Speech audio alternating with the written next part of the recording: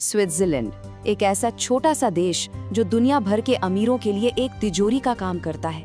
कहते हैं यहाँ के बैंक सिर्फ पैसे नहीं बल्कि राज भी संभालते हैं और हर तिजोरी के पीछे एक कहानी छुपी होती है, किसी भ्रष्ट नेता की, किसी बड़े बिजनेसमैन की या फिर किसी घोटालेबाज की। लेकिन सवाल ये उठता है कि आखिर क्यों हर बड़े घोटाले या काले धन के तार आखिर में जाकर स्विस बैंकों से ही जुड़ते हैं। चलिए आज इसी राज से पर्दा उठाते हैं। देखिए, हम और आप जैसे लोग हर साल इनकम टैक्स भरते हैं, ये सोचकर कि देश का विकास होगा। लेकिन कुछ लोग ऐसे भी हैं जो पूरे सिस्टम को ही अपना पर्सनल एटीएम बना लेते हैं।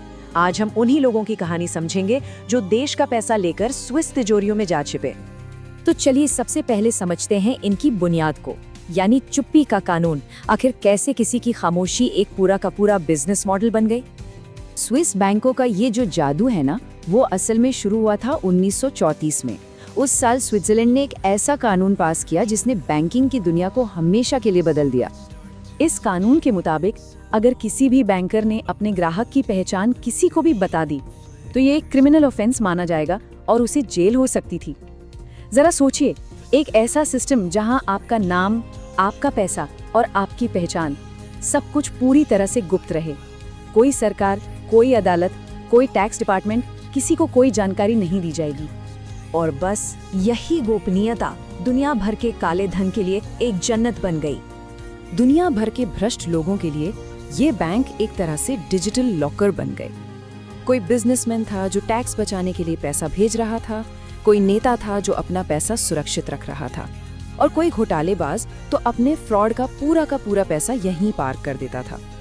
और ये डिजिटल लॉकर भारत जैसे देशों के लिए तो कुछ ज्यादा ही आकर्षक बन गया। तो आप देखते हैं कि भारत का ये गुप्त मनी ट्रेल कैसा रहा है। लाइसेंस राज के दौर से लेकर आज के डिजिटल ट्रांसफर तक भारत का स्विस बैंकों से कनेक्शन कितना पुराना और गहरा है। देखिए, 1950 के दशक के बाद भारत में लाइसेंस राज का दौर था। मतलब सरकार का हर बिजनेस पर बहुत कड़ा कंट्रोल था। ऊपर से टैक्स की दरें बहुत ज्यादा थी और भ्रष्टाचार भी खूब था। ऐसे में लोगों को लगने लगा कि भाई यहाँ पैसा रखना सुरक्षित नहीं है और बस यहीं से पैसा बाहर भेजने का एक नया चलन शुरू हो गया।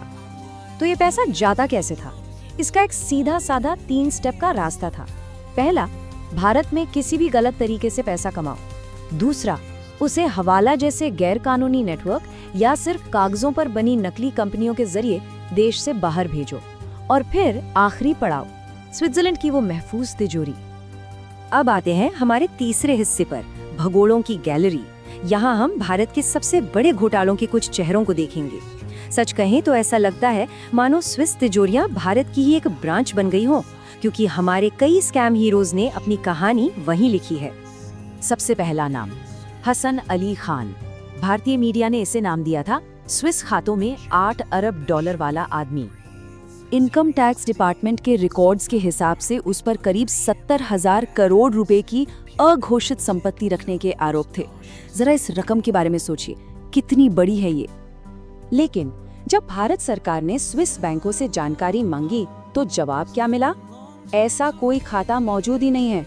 मतलब जब सच सबके सामने था तब भी सबके हाथ खाली थे। यही समझ आता है कि गोपनीयता की ताकत कभी-कभी सत्ता से भी ज्यादा बड़ी हो जाती है। और फिर एंट्री हुई नए जमाने के घोटालेबाजों की।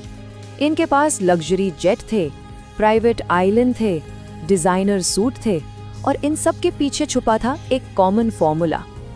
जैसे कि विजय माल्या, जिसे किंग ऑफ गुड टाइम्स कहा जाता था। ऐसा आरोप है कि उसके भी कुछ फंड्स ऑफशोर कंपनियों के जरिए घूम फिरकर स्विस लिंक्ड खातों में पार्क किए गए थे। और इस बीच उस पर भारतीय बैंकों का 9,000 करोड़ रुपए का लोन डिफॉल्ट करने का भी आरोप है। या फिर नीरव मोदी और मेहुल चोकसी को ले लीजिए।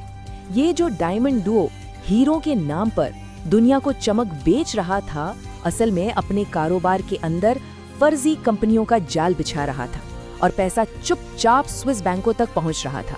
इन सब का एक ही फॉर्मूला था, लग्जरी दिखाओ और पैसा छुपाओ। तो अब आते हैं आखिरी और सबसे बड़े सवाल पर, क्या ये गोपनीयता का दौर अब खत्म हो गया है? दुनिया की इस सबसे बड़ी तिजोरी का भविष्य आखिर है क्या? ये एक शब्द, चुप्पी। यही स्विस बैंकों की सबसे बड़ी ताकत है और उनका सबसे बड़ा प्रोडक्ट भी। सोचिए, सालों तक उन्होंने कभी किसी ग्राहक का नाम बाहर नहीं आने दिया, कभी किसी डील पर कोई कमेंट नहीं किया, और इसी चुप्पी ने उन्हें दुनिया की सबसे भरोसेमंद गुप्त जगह का ब्रांड बना दिया।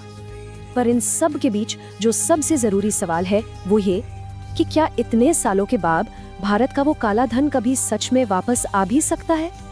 अगली कड़ी में हम देखेंगे कि कैसे पूरी दुनिया ने मिलकर स्विस बैंकों के खिलाफ एक ग्लोबल एक्शन शुरू किया और कैसे अब क्रिप्टो और ऑफशोर द्वीप जैसे नए सिस्टम नए जमाने के स्विस बैंक बन गए हैं। ये कहानी अभी खत्म नहीं हुई है।